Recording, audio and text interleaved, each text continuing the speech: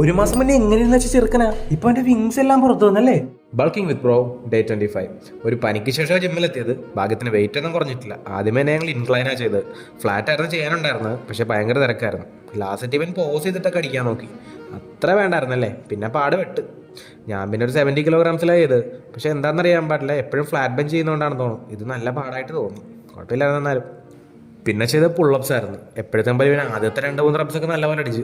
പിന്നെ ഞാൻ സപ്പോർട്ട് ചെയ്യേണ്ടി വന്നു. എന്നാലും ഞാൻ വലിയ സപ്പോർട്ടൊന്നും കൊടുത്തില്ല. പിന്നെ ഞാൻ ചെയ്ത വെയിറ്റഡ് പുള്ളപ്സ് ആയിരുന്നു. 20 kilograms ഉള്ളത്. 3-4 സെറ്റ് റെപ്പേ കിട്ടിയുള്ളൂ. പിന്നെ ഞങ്ങൾ ചുമ്മാ പോസ് ചെയ്ത് നോക്കിയപ്പോഴാണ് ഇവൻ്റെ വിങ്സിൻ്റെ കാര്യമൊക്കെ ഞാൻ മനസ്സിലാക്കുന്നത്. പിന്നെ ഞങ്ങൾ ഒരുമിച്ചൊന്ന് പോസ് ചെയ്ത് നോക്കി. നൈസായിട്ടുണ്ട്. പിന്നെ ഞങ്ങളിത് ഫ്ലാറ്റ് ബെഞ്ചിൽ ഡംബൽ പ്രസ് ആയിരുന്നു. ആദ്യത്തെ സെറ്റ് ഇവൻ 10 കിലോ എടുത്ത്. പക്ഷേ അടുത്ത സെറ്റിൽ 15 എടുത്ത് മടി വെച്ചിട്ട് അവന് കിടക്കാൻ പറ്റത്തില്ല. പിന്നെ ഞാൻ അവൻ്റെ പുറത്ത് കയറി വെച്ച് കൊടുത്ത്. അതിനുശേഷം ഞാൻ നൈസായിട്ടൊന്ന് ബാലൻസ് ചെയ്ത് കൊടുത്തേ ഉള്ളൂ. ആൾ തന്നെയാണ് കേട്ടോ അടിച്ചത്. പിന്നെ അതിനുശേഷം ഞാനും ചെയ്തു കേട്ടോ. ഞാനാണെങ്കിൽ 4 സെറ്റ്സും ഈ 25 kilograms വെച്ചാൽ ചെയ്തത്. ഇതാണ് മാക്സിമം. പിന്നെ ഞങ്ങളിത് ഡംബൽ റോസ് ആയിരുന്നു. ഇതിപ്പം 10 കിലോ വെച്ചാൽ ചെയ്തത്. എപ്പോഴും ബാർബൽ റോസ് അല്ലേ ചെയ്യുന്നത്. പിന്നെ ഞാൻ ചെയ്ത 25 kilograms വിങ്സ് ഒക്കെ അങ്ങോട്ട് സ്ട്രെച്ച് ആയിക്കോട്ടെ എന്ന് ഓർത്തു.